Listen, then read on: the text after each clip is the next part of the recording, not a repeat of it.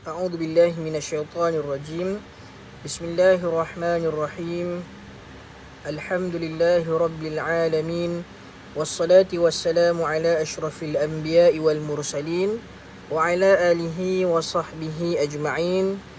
رب اشرح لي صدري ويسر لي أمري واحلل عقدة من لساني يفقه قولي. أما بعد. Baik, untuk subjek tajwid pada hari ini, sila buka muka surat 32. Buka muka surat 32. Please open page 32. Pada minggu yang lepas, kita sudah pun belajar tentang cara menyebut lam pada lafaz al-jalalah. Ya, pada minggu yang lepas, kita sudah pun tahu bahawa lam lafaz jalalah, iaitu kalimah Allah tu, boleh disebut secara tafkhim, iaitu tebal, seperti Allah, dan boleh juga disebut secara nipis, iaitu lam tarqiq. Contoh, lillah, lallah, lillah. Itu contohnya.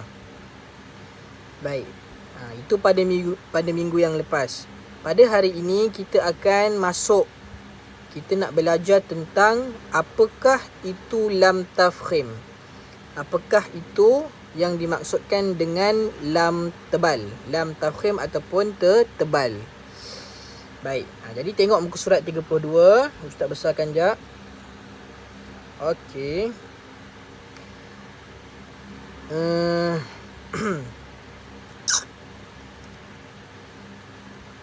Okey, baca dulu. Unit 1, lam tafkhim. Lam tafkhim, iaitu tebal. Okey, baca dan faham.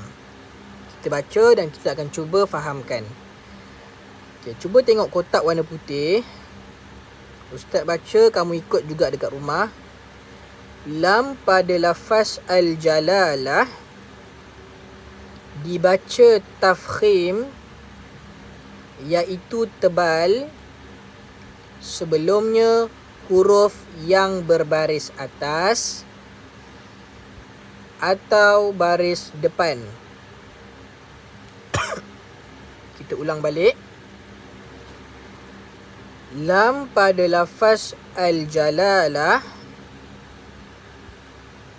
dibaca tafkhim, iaitu tebal, sebelumnya huruf yang berbaris atas atau baris depan.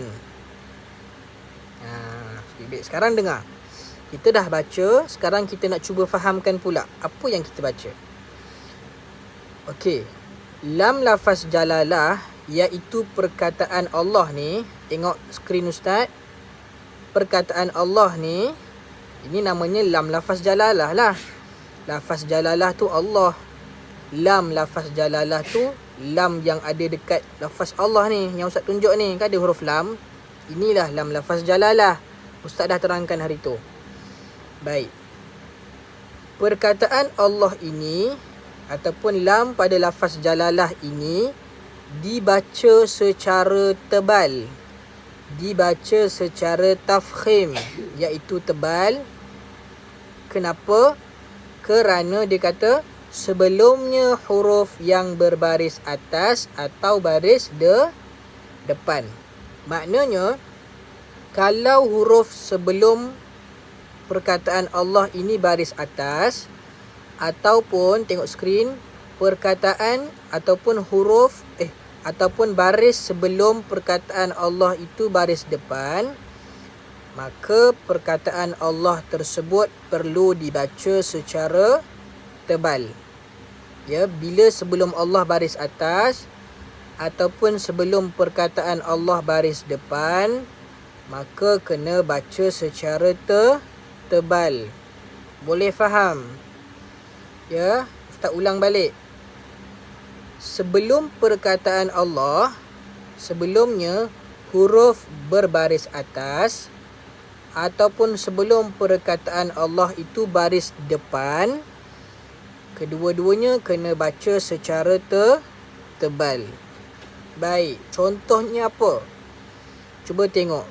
Kotak warna apa ni? Warna coklat peach. Misal. Misal ni contoh lah. Bukan misal kucing tu. Misal ni contoh. Baik, contohnya apa? Tengok. Tengok bulatan warna hijau. Baris atas. Contoh baris atas apa? Tengok. Ini Allah. Sebelum perkataan Allah ada baris atas. Tak kisah huruf apa. Yang penting baris atas. Jadi untuk perkataan ini nun baris atas. Jadi macam mana nak baca dia? Minallah.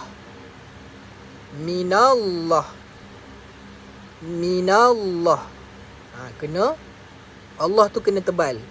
Minallah. Kena kembungkan sikit mulut. Minallah. Kenapa baca tebal? Kerana sebelum Allah ada baris atas, iaitu dekat huruf nun ni. Begitu. Kemudian tengok yang bawah dia pula. Contoh baris depan. Baris depan pula. Cuba tengok, ini perkataan Allah. Sebelum perkataan Allah ada baris depan, iaitu pada huruf lam. Dia tak macam tadi, tak kisah huruf apa. Yang penting baris tu yang kita nak tengok. Jadi sebelum Allah ada baris depan, iaitu pada huruf lam. Maka kena baca secara tebal juga. Macam mana? Fadlullah.